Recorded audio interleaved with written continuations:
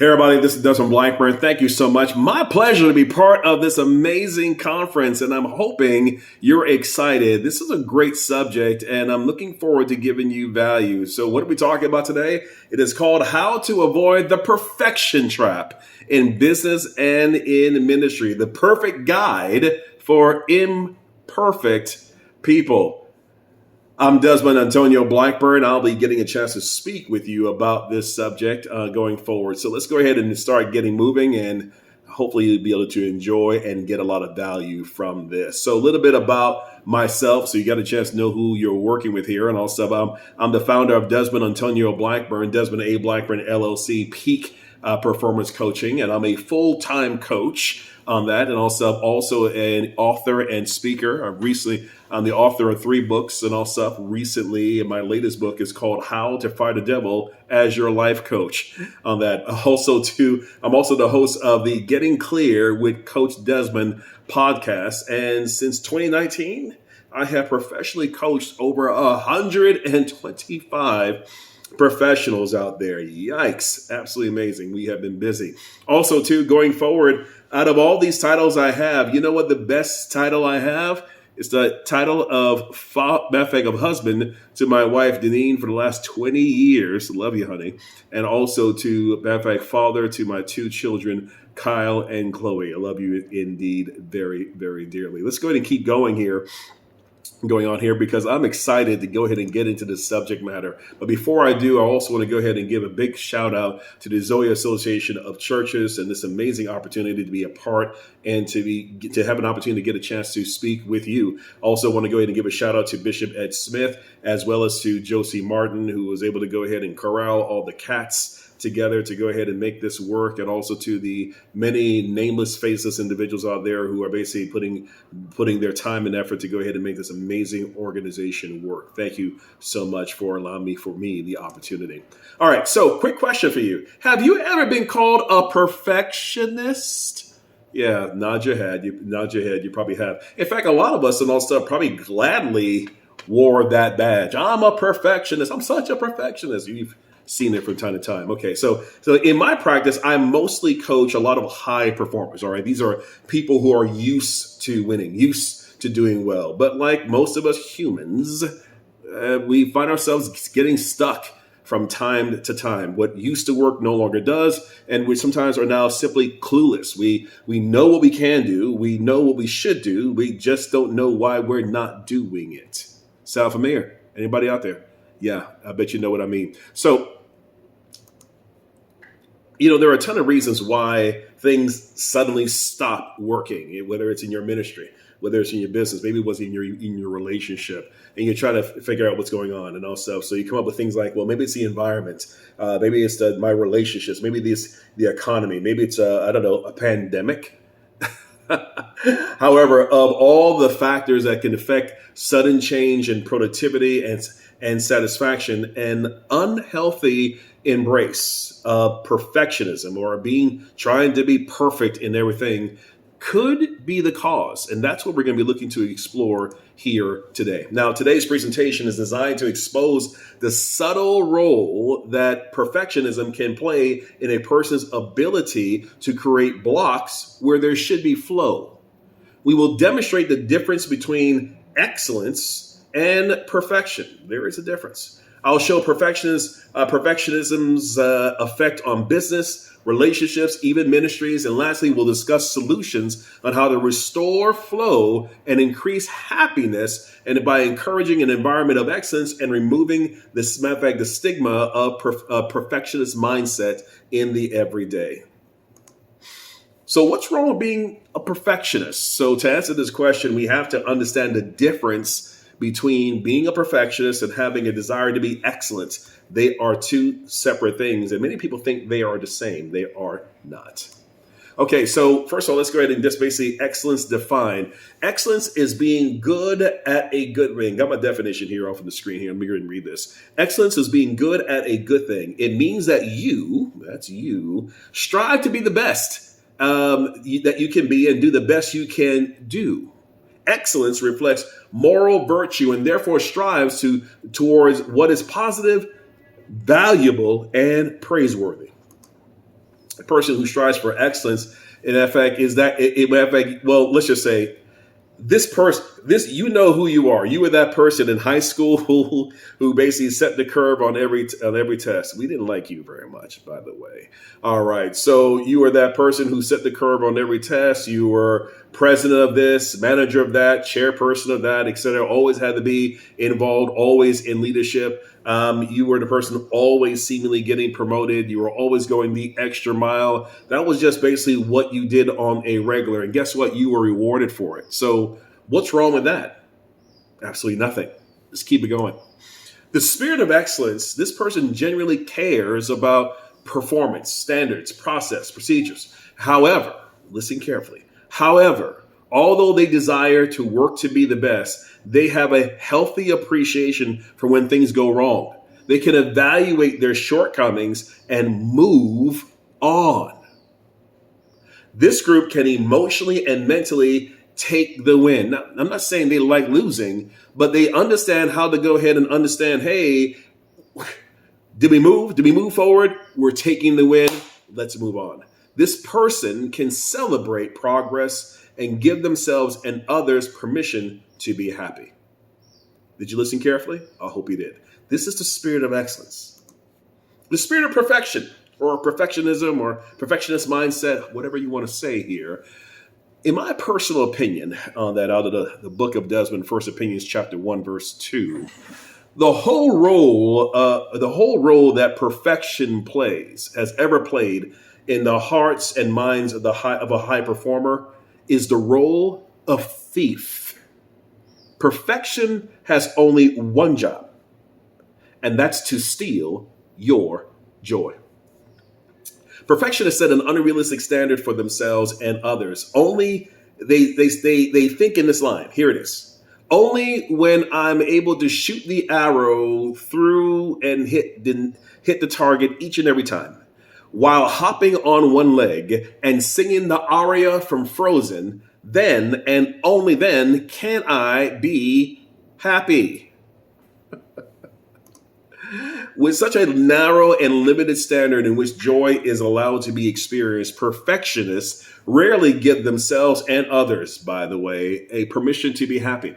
Instead of taking the win, progress is often overshadowed by an unreasonable obsession to correct minor errors or to please that one critic, even though a majority of supporters love their work, services, or what have you. Many of my clients realize that having a perfectionist mindset is literally, unsustainable. With such a narrow window to experience happiness, perfectionists experience less and less joy in both their work and with the people around them. They are increasingly frustrated with themselves and others. Everybody has poor standards, worse customer service, constantly blowing up people's surveys. This is what you could have done better. That can be the best, could have been done better. Not the most fun people to go ahead and hang around. And as a result, these folks oftentimes come off as discouraged, rigid, and even at times angry. Now, perfection also shows up in these mannerisms going on here as well. And again, I'm going to read a few of these as well. Hopefully you can go ahead and jot down some notes in terms of what you see chop off from time to time. A perfectionist mindset has an all or nothing attitude, on or off, black or white. I either got 100% on a test or I failed. Can you imagine? I either got 100% of the test or I failed. So even if you got a 92, which qualifies as an A, your mindset says that you failed. Ooh, my gosh, can you imagine? But people think like this going on here, and it makes it a really rough go, because if you keep telling yourself, I can only give myself permission to be happy only when I'm perfect all the time, question, how many opportunities do I have to be happy? Answer, not many. Let's keep it up. Perfectionists are oftentimes highly critical of themselves first and foremost, and then obviously the trickle-down effect on others, which makes it a very, very, very tough work environment, whether it's simply a two-man crew or a matter of fact growing ministry, or whether you're dealing with in terms of business. Being highly critical isn't a fun environment for anyone. And oftentimes, many people who bring that attitude oftentimes experience a lot of turnover. That fact, they're oftentimes pushed by fear, unrealistic standards. They focus on a healthy way, in some cases, on results obsessively. They're oftentimes depressed by unmet goals. Listen, the fact of the matter is things work out, some things don't work out. And if that's a goal that you did not meet, the matter of fact, oftentimes you'll see these people shutting down, sometimes for a couple of hours, sometimes for weeks before they're able to recover. And honestly and truthfully, for a lot of the high performers I work with, and probably for you, you don't have time for this. So we need to go ahead and try to fix this ASAP. Most of all, here's the biggest thing that I see with perfectionists that are hurting both themselves and their organizations. Their overwhelming fear of failure is showing up in the form of procrastination. Yes, they're putting off finishing that manuscript. Yeah, they're putting off writing that book. Yeah, they're putting off finishing the paperwork to go ahead and get the nonprofit. They're waiting for yet another person's opinion, another report, waiting to go ahead and get another degree. The fear of failure basically stops perfectionists cold. And for organizations that are basically looking forward to, in fact, need to grow on that, oftentimes this mindset is literally keeping an organization stagnant, or in some cases, moving backwards altogether. Are you beginning to go ahead and get the connection? If this is out there, go ahead and nod your head or put a little comment there and also on the website on how we're doing this. Because again, this is oftentimes the subtle things that are literally now, in fact, stopping momentum in every area that we call dear. Let's keep this going on. So how do I know if I have a spirit of perfectionism or that of excellence? So for a lot of you guys out there who are still not quite sure, let me go ahead and give you a little bit of a test. So here it is. Here's the story. So the boss has asked you to go ahead and now basically organize and project manager the big corporate event. Fast forward. The event went off flawlessly. It's fantastic. Everybody's now coming up at you at the end. They're shaking your hands. They're patting on your back. They're saying, Keisha, we don't know how you did it, but you did. Great job. And while everybody is all smiles and everybody is pleased, for some reason, you're still a little salty. You're still not giving your permission to go ahead and take your victory lap. Why? Well, it turns out your caterer that you hired showed up 1 hour late. Now, due to some creative tap dancing, you were able to go ahead and work things out. However, you're still salty. And while everybody else has moved on, you still won't let it go. How could I have done things better? And while everybody else is happy, you haven't given yourself permission to do your own personal victory lap. Quick question. Is that you? Yeah. So guess what? If it is, congratulations. You're a perfectionist. Don't worry, this is not terminal. You won't die of this, at least not yet. Okay, so how can we fix this? How can we turn things around for those of you who basically are saying, hey, that's me, or I know people like that in the organization, my business, or what have you. So I want everybody to repeat after me, okay? It's going to sound a little silly, but I need you to repeat after me. Okay, I will praise progress, not perfection. Repeat after me. I will praise progress, not perfection. Next, I am progress, not perfection. Let me stop right here. Now, don't worry. In fact, you weren't supposed to go and catch the Holy Ghost. And basically, balloons weren't supposed to go ahead and fall from the sky. This declaration out loud is designed to go ahead and help you put your attention on the proper thing. Did we achieve the outcome? Yes, it probably was ugly. It probably was up and down. But did we end up getting to our destination? If the answer is yes, celebrate the win.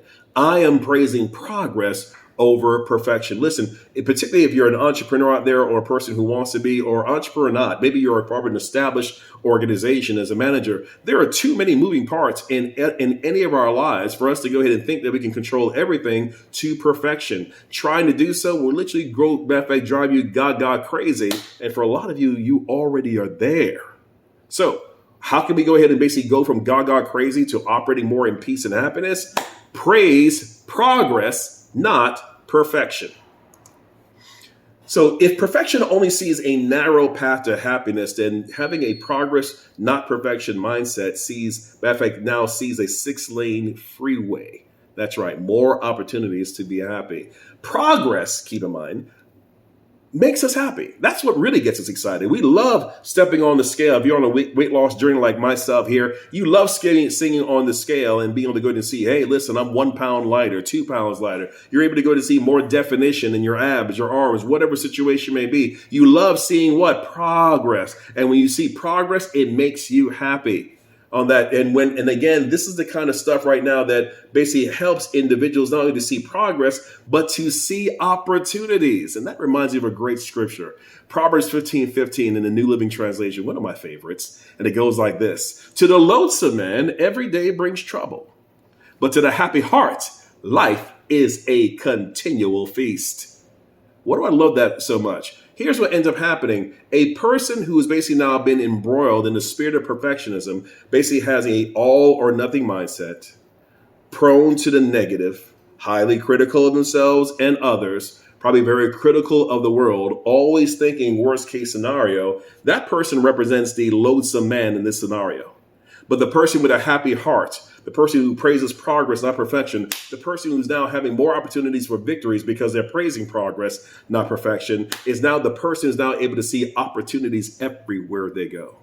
Pop quiz. Who do you want to be? If that's the case, go ahead and post a comment in the chat or basically send me a quick message as well on Facebook, LinkedIn, or Instagram as well. Love to go ahead and get your thoughts on that. I think I know what the answer is. We'll continue to keep going on. Now, so Des, how can we continue to move towards now shedding a perfectionist mindset? So here are some suggestions I'd like to go ahead and give to you. First of all, get yourself a coach, get yourself an accountability partner. Listen, birds of a feather flock together. And like I said, again, as you've all heard the old Bible scripture that says, hey, bad company corrupts good manners. Well, the inverse is true. Good company also gains, matter of fact, good manners. So again, go ahead and do that. Now, the other thing that you want to go ahead and do that you might find helpful is to recognize that everything around you has followed what I call the 5 pillars of progress. I've never heard that before.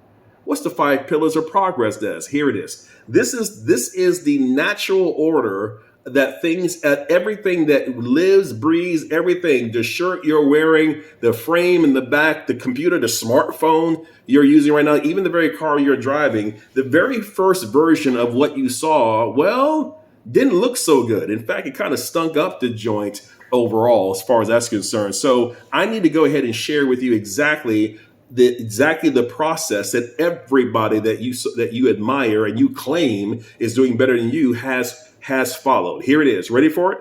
Step 1. First, you're going to suck. Then you're going to suck less. Then you're going to be okay. Then you're going to be good. And then last but not least, you stay at it. Then you become great. This is the process that everyone follows. Ever try to go ahead and learn the guitar for the first time? Hey, matter of fact, pillar of progress number 1, you're going to suck. I know I did. I still do. It all suck. Okay. If I stay at it, then I'm going to suck less. If I stay at it, then I'm going to be okay. And then if I keep going, I will eventually become good. And then last but not least, if I continue to stay at it, I'll become great. Listen, ask any pastor who can recall the first time they got a chance to minister. Ooh-wee.